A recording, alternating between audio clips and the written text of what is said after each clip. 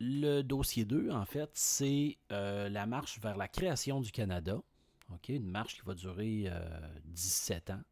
Suite à de nombreuses problématiques qui existaient à ce moment-là en Amérique du Nord britannique, on va l'expliquer ce que ça veut dire. Donc c'est ça, si on additionne en fait toutes les problématiques que je vais vous mentionner, ben on voit poindre à l'horizon une espèce de solution qui se trouve à être la création d'une fédération canadienne. Faire attention, ce n'est pas une confédération, mais plutôt une fédération. Je vais vous montrer qu'est-ce que ça veut dire, puis la différence de tout ça. Commençons avec un contexte, un concept plutôt, un concept qui s'appelle l'ANB, l'Amérique du Nord britannique. Donc, qu'est-ce que c'est que l'ANB? L'ANB, c'est toutes les colonies qui appartenaient à l'Angleterre et qui étaient situées en Amérique du Nord. Quand tu parles de colonies, c'est quoi? C'est la province du Canada ou le Canada uni. Ce sont les terres de Rupert au nord, territoire du Nord-Ouest, aussi territoire à fourrure. Terre de Rupert, territoire du Nord-Ouest, c'est les territoires surtout à fourrure. Île du Prince-Édouard, Terre-Neuve, Nouveau-Brunswick et Nouvelle-Écosse. Donc, c'est ça, en fait, l'ANB. Donc, chaque territoire va être géré indépendamment. Donc, ça veut dire qu'ils ont leur propre gouvernement. Sauf bien sûr, les terres de Rupert puis territoire du Nord-Ouest, il n'y avait pas un gouvernement aussi bien. Il n'y avait pas de gouvernement mis en place. Là. C'était plutôt l'Angleterre directement. Toujours aussi, comme j'ai expliqué, c'est-à-dire que les relations extérieures, toutes les colonies de l'ANB, c'était l'Angleterre qui s'occupait des relations extérieures. La gestion était faite donc par les Anglais à Londres. Une des premières difficultés à cette époque-là, c'était le bipartisme, c'est-à-dire qu'il y avait deux partis politiques qui s'affrontaient dans chaque partie du Canada, mais il y avait un seul parlement à cette époque-là. Les partis étaient gérés par différentes personnes. Par exemple, dans le Bas-Canada, okay, on avait Cartier qui, lui, gérait le parti bleu et Dorion, Antoine-Aimé Dorion, qui finalement gérait le parti rouge. Il faut comprendre une chose, c'est que le bleu signifie conservateur. Okay? Encore aujourd'hui, si on regarde au fédéral, les conservateurs, c'est le bleu. Alors pour eux, ce qui est important, c'est de conserver les acquis, c'est-à-dire la culture traditionnelle, la religion et la langue. Donc, c'est ça, être conservateur. Et on avait un parti rouge. Donc ça, c'est des libéraux. Alors, les libéraux, c'est quoi? C'est pour les libertés fondamentales. Donc, ils ne sont pas pour la religion. Ce qu'ils veulent, c'est séparer la religion du gouvernement. Alors, ils sont plus progressistes, on pourrait dire, aujourd'hui. Alors, c'est ça, c'est que il y avait à cette époque-là deux partis, traditionnellement, qui s'affrontaient dans chacune des catégories dans le Parlement. Alors, ça devenait assez compliqué. Pour avoir un Parlement et pour avoir, c'est-à-dire quelque chose qui avance, il fallait que, par exemple, le Parti bleu puis le Parti conservateur qui soient élus majoritairement ensemble. Là, ça aurait marché, mais souvent, ça pouvait être le Parti bleu qui gagne là, puis dans l'autre parti, le Parti Clear Grits. Alors, ce que ça faisait, c'est que ça ne fonctionnait pas. On était toujours dans une problématique. C'était la problématique justement de la double majorité. Ça ne pouvait pas fonctionner de même tout le temps. Ce qui fait qu'on était dans une situation d'instabilité ministérielle. Ça veut dire que, bon, par exemple, pendant une dizaine d'années, il va y avoir 10 gouvernements qui vont succéder, dont certains vont durer quelques mois. Un gouvernement qui est minoritaire, il va durer moins longtemps. La représentation proportionnelle. Donc, je l'ai expliqué brièvement. On l'avait expliqué un peu en classe ce que c'est. Le fameux 42 députés d'un bord et de l'autre, c'est quelque chose qui tient pas la route, parce qu'on sait que le Bas-Canada avait une population supérieure à celle du Haut-Canada et aurait dû avoir donc plus que 42 députés. Donc, ça, c'était une tactique pour mettre en minorité les Canadiens dans la Chambre d'Assemblée. Canadiens qui étaient les francophones, on s'appelait comme ça à l'époque, dans le Bas-Canada. Donc, c'est ça. Donc, le Bas-Canada va être supérieur à celle de la population jusqu'en 1850 par rapport au Canada. Donc, Bas-Canada est défavorisé. Mais à partir de 1850, là, on voit un renversement. La population du Haut-Canada dépasse celle du Bas-Canada. Et là, les anglophones vont demander à avoir la représentation proportionnelle. Une autre frustration qui apparaît. Bref, c'est les premières difficultés politiques qu'on voit, c'est-à-dire le bipartisme, la double majorité, l'instabilité ministérielle et le désir d'une représentation proportionnelle. On additionne tout ça ensemble, puis ça crée plusieurs problématiques. Là, on va voir problématique économique, puis la problématique des États-Unis naissants. Premièrement, j'avais déjà expliqué que Londres mettait fin au protectionnisme avec nous. Ce que je n'avais pas dit, par contre, c'est quel genre de protectionnisme on avait avec la Grande-Bretagne. C'est un protectionnisme en lien avec le commerce du bois. Parce que depuis les années 1800, le Bas-Canada donnait du bois à l'Angleterre, la Grande-Bretagne, pour la construction de navires, étant donné qu'il y a eu une guerre au début des années 1800 avec Napoléon et tout ça, puis éventuellement cette idée-là de fournir du bois à l'Angleterre pour sa flotte navale, ça demeure toujours. Alors, nous, on en a du bois en masse dans le Haut et le Bas-Canada. Et on va en fournir en masse. Donc, c'est ça. Autour des années 1850, donc Londres met fin à ce commerce du bois-là. Et donc, la province du Canada, le Canada-Uni, va donc opter pour un libre-échange à la place. Donc, c'est quoi un libre-échange?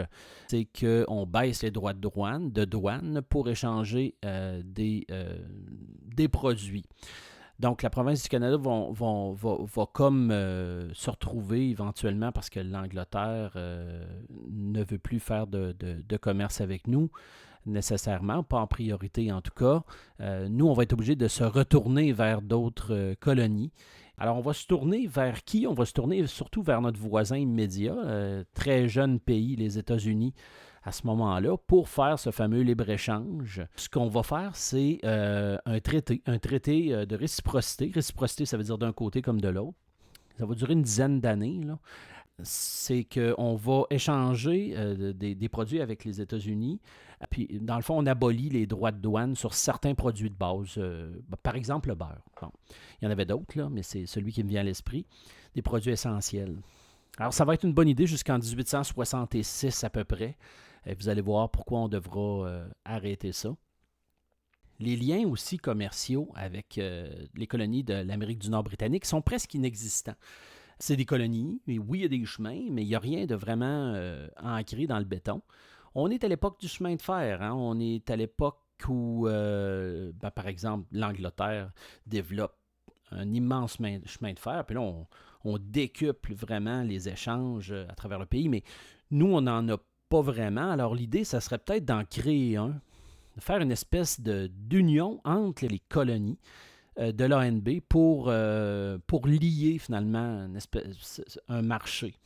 Alors, l'idée, c'est justement, est-ce qu'on fait un chemin de fer entre les colonies? Alors, autour de 1852, on va en créer un chemin de fer qui va s'appeler le Grand Tronc. On va prendre d'autres noms éventuellement, dont celui d'intercolonial, puis transcontinental plus tard. Là. Mais celui-là, le réseau du Grand Tronc, c'est un chemin de fer entre Montréal et Toronto, donc uni le Haut et le Bas-Canada. Plus tard, voyez-vous, en 1860, Montréal va être connecté aux États-Unis. Portland dans le Maine, Boston, Massachusetts.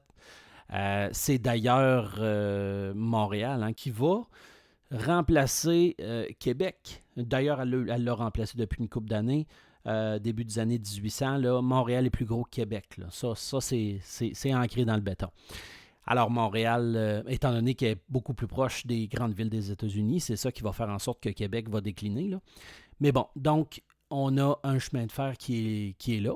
Et l'idée, c'est de relier jusqu'à Halifax, en Nouvelle-Écosse, qui se trouve être vraiment la colonie la plus à l'est.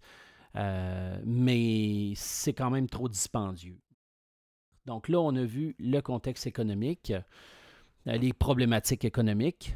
Maintenant, on va voir les problématiques avec notre voisin du Sud qui se trouve avec les États-Unis. Je vous ai expliqué il y a quelques minutes qu'on fait un traité de réciprocité avec nos voisins du Sud, étant donné qu'on ne peut plus en faire avec l'Angleterre nécessairement, ou en tout cas pas mal moins. Donc, je vous explique qu'est-ce qui se passe à ce moment-là. Les États-Unis sont en pleine expansion. Sont en pleine expansion, surtout au sud-ouest. Et puis, le Canada uni, bien qu'il ne s'étend pas jusque dans l'ouest complet, jusqu'à Vancouver, nous, on voit une menace. Là, on se dit les États-Unis pourraient n'importe quand prendre tout l'ouest canadien. Et nous, on se retrouverait avec un territoire quand même assez petit et tout ça. Alors, on a peur que les États-Unis s'emparent de notre territoire à l'ouest. Et l'idée, ça serait de faire une frontière assez rapide. Il faut peupler cet ouest-là aussi pour mettre du monde, parce que sinon, ça va être trop facile. Les États-Unis vont prendre ce territoire-là avant nous autres. Alors, l'idée, c'est de relier ou de lier l'ouest jusqu'à l'autre océan le plus rapidement possible. Donc, l'ouest devient un enjeu important. L'autre problématique, c'est que les États-Unis sont en pleine guerre civile, mais une vraie guerre civile. C'est-à-dire qu'ils ne s'entendent pas sur un enjeu. Bon, aujourd'hui, on a encore un enjeu sur lequel on ne s'entend pas, et qui est caractérisé par Trump et Kamala Harris. On est en pleine élection, on va voir ça en novembre. D'ailleurs, s'il y en a qui écoutent cette vidéo-là après le mois de novembre, peut-être qu'on va être dans une autre situation. Bon, si on revient dans ces années-là, dans les années 1850-1860, on est dans une guerre aux États-Unis, le Nord contre le Sud. Alors, les villes du Nord contre les villes du Sud, c'est un territoire, littéralement. Donc, le Nord est abolitionniste, c'est-à-dire et industrialisé. Donc, ils veulent abolir l'esclavage, tandis que le Sud veulent conserver l'esclavage des Noirs, et eux, leur économie sont basées sur le coton. Alors, on a un Nord qui veut évoluer vers une industrialisation, les chemins de fer et tout ça, et un Sud qui veut demeurer ancien et demeurer avec leurs valeurs. C'est drôle parce que les États-Unis sont encore un peu dans cet esprit-là. C'est pas le point aujourd'hui de toute façon. Alors, ils sont en guerre civile. Donc, le Sud va bénéficier de l'aide de la Grande-Bretagne. Et oui, parce que la Grande-Bretagne avait besoin de coton pour l'industrialisation. Alors, nous, on représente la Grande-Bretagne. On est vraiment une possession de la Grande-Bretagne. Ça, c'est important à considérer ça. Donc, on devient une menace pour le Nord, là. Donc, le Sud bénéficie de l'aide de la Grande-Bretagne. Okay? Le Nord devient donc une menace, comme je viens d'expliquer. Et là, le Nord va gagner cette guerre-là. Donc, automatiquement, nous, on devient un ennemi à abattre peut-être. Donc, l'Amérique du Nord britannique devient cet ennemi-là. Alors, il faut trouver une solution. Faudrait peut-être s'unir, peut-être pour contrer une menace des États-Unis, peut-être s'ils décident de nous envahir pour se venger, par exemple. Ils vont se venger. Ils vont se venger d'une autre façon, d'une façon plus économique, c'est-à-dire que le fameux traité de réciprocité, en 1866, donc une dizaine d'années après, les États-Unis vont décider de ne pas renouveler ce traité de libre-échange-là suite à la guerre de sécession. Alors, ça va être ça notre punition, voilà. Donc, l'Amérique du Nord britannique doit trouver un autre marché. Et là, ce qu'on se dit, il faudrait peut-être développer un marché intérieur qui a de l'allure, puis d'unir nos colonies pour devenir un marché plus fort. Donc, on commence à voir vraiment l'idée d'union qui commence à être intéressante. On a vu plein de problèmes. Okay? Donc, on a vu des problèmes politiques, des problèmes économiques et des problèmes avec donc les États-Unis, relations extérieures. Toutes ces problématiques-là, on en arrive à peut-être une solution, c'est-à-dire d'unir les colonies de l'Amérique du Nord britannique pour qu'on soit peut-être plus fort. Donc, c'est-à-dire avoir un marché intérieur plus fort relié avec un chemin de fer, peut-être avoir une politique qui ne sera pas problématique puis changer de gouvernement à chaque année ou à chaque mois. Ensuite de ça, peut-être avoir une force, éventuellement les États-Unis, s'ils veulent aller à l'Ouest, il faudrait peupler l'Ouest, il faudrait être capable d'être plus fort si jamais les États-Unis nous envahissent. Donc, c'est toutes ces problématiques-là on en arrive à dire qu'il faut s'unir éventuellement. Et on va le faire. On va le faire tranquillement, pas vite, avec ce qu'on appelle la possibilité de faire l'acte de l'Amérique du Nord britannique, c'est-à-dire de créer une espèce de contrat. Mais pour en arriver à cet acte-là, cette entente-là, en 1867, ben, il va y avoir des étapes. C'est-à-dire de 1864 à aller jusqu'en 1867. Ça va être le prochain cours, mais dans le fond, l'objectif, c'est de vous montrer les principales étapes. Donc, premièrement, la fameuse coalition de 1864 en juin. D'accord? Alors, dans le fond, c'est quoi cette coalition-là? C'est que George Brown, qui se trouve être un député à ce moment-là, lui, il suggère de peut-être régler l'instabilité ministérielle, hein, la fameuse, c'est-à-dire le fameux bipartisme avec la double majorité. Lui, il dit, je pense qu'il faudrait unir les partis politiques, donc tous les partis conservateurs ensemble, tous les partis libéraux ensemble. Alors, il y a comme une idée comme ça de faire une confédération dans l'ANB. Une confédération, on va l'expliquer tout à l'heure, ce n'est pas une fédération. En septembre 1864, les colonies maritimes, uniquement les colonies maritimes, donc île du Prince-Édouard, Terre-Neuve, Nouvelle-Écosse, Nouveau-Brunswick, se réunissent à Charlottetown, donc à l'île du Prince-Édouard, pour peut-être s'unir ensemble. OK? On ne parle pas d'unir avec le Canada uni à ce moment-là, mais ils ont cette idée-là face à toutes les problématiques. Le Canada uni entend parler de cette affaire-là et se disent, ouais, on va se rendre là-bas. On va s'inviter là-bas à cette conférence-là. On va amener du champagne en masse. On va essayer d'aller convaincre de s'unir avec nous. Ils vont se rendre à Charlottetown et ils vont proposer l'union avec le Canada uni, c'est-à-dire là où est le Bas-Canada. Et ils vont donc beaucoup, dans cette conférence-là, boire beaucoup de champagne. Hein? Donc, ça va être beaucoup plus du social qu'on va faire. Et on va se donner rendez-vous dans un mois, mais à Québec, pour rediscuter de tout ça. En octobre 1864 à Québec, on va rassembler tout ce beau monde-là, c'est-à-dire tous les représentants des colonies maritimes et puis le Canada uni, donc tous les députés des différents partis politiques là, de chacune des colonies. Et puis, d'ailleurs, on va appeler ce rassemblement-là les pères de la Confédération. Et à l'issue de cette rencontre-là, on va créer les 72 résolutions. C'est comme une espèce de document, 72 points, qui dit, en fait, c'est quoi qu'on voudrait faire comme union des colonies de l'ANB. Et c'est l'utilisation du terme fédération qui va naître de ça. Parce qu'on se rend compte que ce n'est pas une confédération, mais plutôt une fédération. Donc, quand on regarde justement au niveau des notes, une confédération, c'est un gouvernement central avec des États indépendants. Ça ressemble plus à, par exemple, aux États-Unis.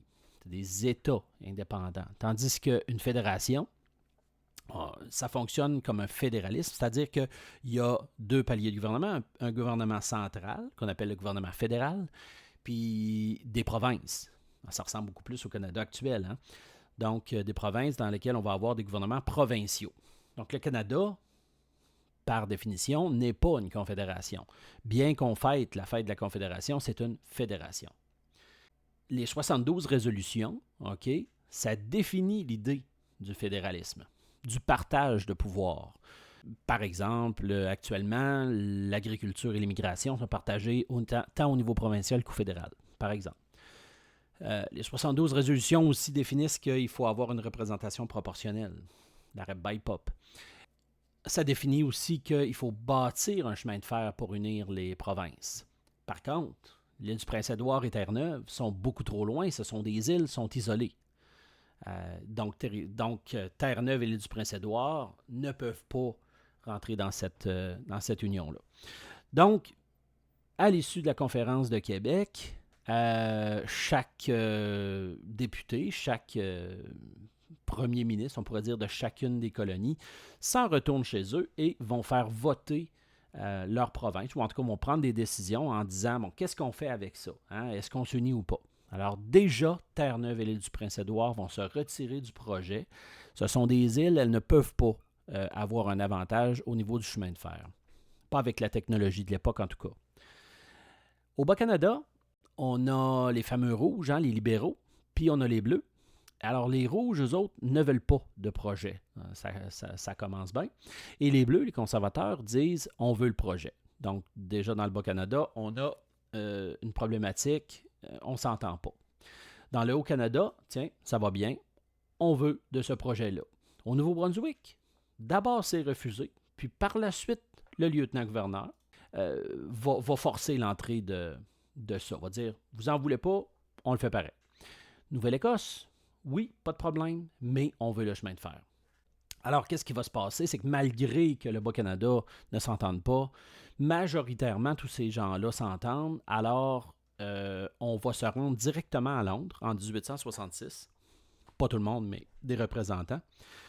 Au Parlement de Londres. Et on va présenter notre document des 72 résolutions. Londres va accepter entre deux projets. Et ils vont l'accepter d'ailleurs en disant, faites donc ce que vous voulez, d'une certaine manière. On va mettre en place l'AANB. Le 1er juillet 1867, 1er juillet, fête de la Confédération à chaque année. C'est la fête du Canada. On devrait plutôt dire fête de la Fédération, mais en tout cas. Donc, c'est ça. Et le Canada, le premier Canada, si on veut, qui s'appelait Dominion du Canada à ce moment-là, va naître. On va le voir au prochain cours davantage. Mais avant d'aller au prochain cours, il faut que je vous explique certaines notions. Quand on parle des 72 résolutions, on parle déjà d'un partage de pouvoir. C'est quoi? Le fédéral. On a des pouvoirs plutôt généraux, des pouvoirs importants, la monnaie, l'armée. Le fédéral aussi a un droit de veto, un droit de désaveu, c'est-à-dire que n'importe quel pouvoir nouveau qui pourrait arriver ou quoi que ce soit, ou c'est eux qui peuvent accepter ou refuser ce qui va se passer. Donc, ça reste un pouvoir central. Puis, on a tous les pouvoirs résiduels qui sont non concédés, qui sont des nouveautés. À ce moment-là, le fédéral, il se les attribue. Par exemple, les nouvelles inventions, comme la radio. Donc, aujourd'hui, la radio, elle est gérée par le fédéral à cause de ça. Et toutes les nouveautés, les inventions d'ailleurs. Les pouvoirs provinciaux, eux, c'est les pouvoirs plus locaux, éducation, les hôpitaux, la santé, ces choses-là.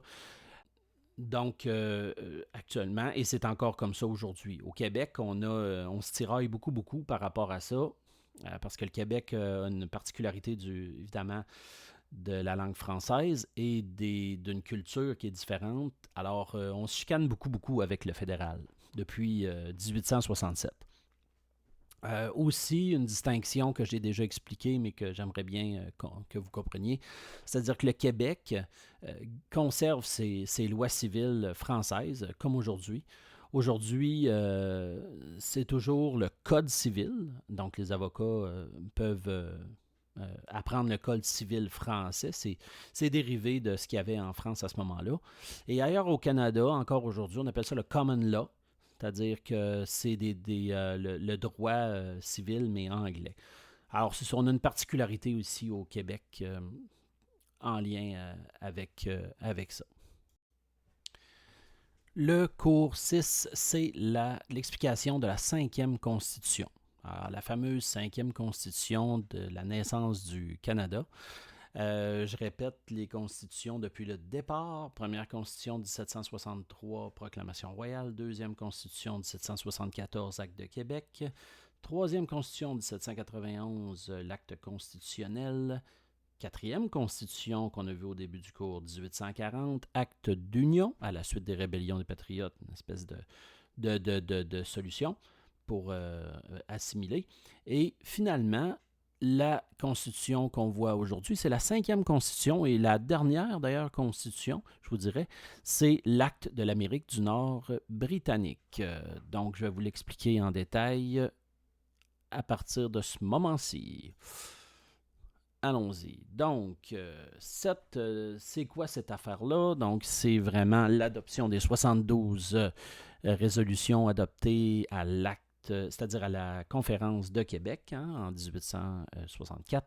Et donc, il a fallu quelques années là, avant de faire avaler ça aux gens de chaque colonie. Et là, donc, on met ça en place. Donc, le 1er juillet 1867, date d'ailleurs de la fête du Canada à chaque année. La fameuse confédération qui n'est pas une confédération. Donc, c'est quoi cet acte-là? C'est la création, et d'ailleurs, je vous le dis, c'est toujours un changement de territoire et un changement de gouvernement, une constitution. Donc, au niveau du territoire, d'abord, on a un nouveau nom qui s'appelle Dominion du Canada. Dominion du Canada, ça vient de la Bible, donc ça traduit l'époque très, très religieuse à ce moment-là. Dans les années 1860, on est vraiment dans une période particulière au niveau de la religion, donc ça signifie possession. Donc, Dominion du Canada, ça signifie possession anglaise du Canada. Donc, on a l'Ontario, c'est la naissance de la province de l'Ontario, c'est la naissance de la province de Québec, Ontario, ancien Haut-Canada, Québec, ancien Bas-Canada, le Nouveau-Brunswick, la Nouvelle-Écosse, et les autres territoires qui font partie de ça. Il y en a qui... Ce n'est pas île du Prince-Édouard, Nouveau-Brunswick et Terre-Neuve, c'est-à-dire tout de suite. C'est vraiment 4 provinces avec d'autres colonies britanniques. C'est comme un package deal. Au niveau du gouvernement, on va le voir tout à l'heure, on va le voir dans quelques secondes, c'est ce qu'on appelle une monarchie constitutionnelle, c'est-à-dire que c'est un roi qui gère avec un parlement. C'est une vieille méthode moyenâgeuse qui avait lieu d'être c'est-à-dire en Angleterre. Et ça l'a beaucoup aidé pour éviter justement la monarchie absolue qu'il y avait en France avec un Louis XIV dominant. Donc, c'est une monarchie, un roi avec un parlement. Donc, le maître du gouvernement, c'est le roi. On a un gouvernement, c'est Ottawa, qui s'appelait Bytown à cette époque-là. En l'honneur de John Bay. Et puis, avant, c'était les Ottawa qui étaient dans ce coin-là, c'est-à-dire une tribu donc des Premières Nations. Alors, on a des gouvernements provinciaux. On en a 4 à ce moment-là. Donc, on a en Ontario, on a Toronto, donc qui se trouve être le Parlement. Évidemment, à Québec, ça se trouve être le Parlement à Québec. Nouveau-Brunswick, c'est Fredericton. Et Nouvelle-Écosse, Halifax. Si on s'en va voir la structure du gouvernement en 1867, donc étant donné que c'est une monarchie constitutionnelle, on a toujours le roi là, et le cabinet des ministres, qui se trouve être le conseil des ministres, si on veut, mais en Angleterre. On a toujours le gouverneur général, on l'a toujours aujourd'hui en 2024. Donc, lui, c'est ça, il approuve sa sanction royale qu'on appelle, mais il n'y a pas vraiment de gros pouvoir. Tout ce qu'il fait, c'est qu'il y a un rapport d'autorité, mais en réalité, c'est la responsabilité ministérielle qui s'applique. Donc, on a 2 types de pouvoirs. On a vu ça en secondaire 1, 2. Là. C'est juste un rappel. Donc, le pouvoir exécutif, c'est le fait de décider. Donc, et le pouvoir législatif, c'est la création des lois. Donc là, ce qui change, c'est qu'on a mis tout ça au même niveau parce qu'on est dans une idée de démocratie. Il n'y a personne plus haut que d'autres là-dedans. Là. Alors, on a les fameux électeurs qui votent toujours pour une chambre d'assemblée qu'on va appeler, à Ottawa à ce moment-là, la Chambre des communes, qui s'appelle encore comme ça aujourd'hui. Au Québec, ce n'est pas comme ça qu'on appelle ça. On appelle ça l'Assemblée nationale. Donc, c'est ça. On a une Chambre des communes ici avec les députés. Eux autres, dans le fond, le parti majoritaire en Chambre d'Assemblée va créer le Conseil des ministres, l'ancien Conseil exécutif qui s'appelle le Conseil des ministres et qui doit démissionner si jamais il ne fait pas la job. Donc, par exemple, ici, en ce moment, on pourrait dire que ça va être le parti majoritaire. Par exemple, aujourd'hui, c'est les libéraux avec Justin Trudeau. Bon, alors c'est ça. Donc, ça fonctionnait comme ça. Et on a la création du Sénat. Le Sénat, ce sont des gens qui sont nommés généralement par le pouvoir en place et qui vont étudier les projets de loi et tout ça. Mais il n'y aura pas un grand pouvoir, je vous dirais. Donc, on a une vraie démocratie, donc les électeurs qui votent pour une chambre d'assemblée, à la Chambre des communes, c'est-à-dire, et qui, la Chambre des communes, a un réel pouvoir, là. La particularité à ce moment-là, du Dominion, parce qu'on appelait ça Dominion of Canada ou Dominion du Canada, C'est quoi? C'est qu'elle peut faire ses lois, elle peut gérer ses finances, elle peut aussi faire de la politique intérieure, mais c'est encore un bébé. Hein? C'est encore un bébé parce qu'elle est dépendante de la Grande-Bretagne au niveau de quoi? Au niveau de ses relations avec les autres pays, qu'on appelle les relations extérieures. Ça pourrait dire, faire des alliances avec d'autres pays. Et aussi l'armée. L'armée est anglaise. On n'a pas d'armée canadienne à ce moment-là. Ça va venir beaucoup plus tard. La particularité du Dominion, c'est ça. C'est-à-dire qu'on est dépendant encore. On n'est pas un pays pleinement autonome. Ça va venir vraiment plus tard, ça. Le fédéralisme canadien, maintenant, c'est qu'on a un pouvoir central et des pouvoirs locaux. Donc, je vous l'ai expliqué tout à l'heure. Maintenant, au niveau du partage des pouvoirs, je les explique pas toutes automatiquement là, mais il y a peut-être quelque chose qu'il faut souligner, c'est-à-dire qu'il y a des compétences qui sont partagées. Les deux plus connus, c'est l'immigration, puis c'est aussi l'agriculture. Hein. Donc ça, là, immigration-agriculture, ça crée beaucoup de tensions encore aujourd'hui, parce que les nouveaux arrivants arrivent dans une province, normalement, mais ils arrivent dans un pays. Alors ça crée des problématiques. L'agriculture, c'est parce que ça touche aussi toutes les provinces, principalement. Alors, il y en a plusieurs, là, des éléments là-dessus. Et c'est complexe parce que, par exemple, ne serait-ce que de vouloir construire un pont, les rives sont municipales. Le fond de l'eau, et l'eau, c'est fédéral.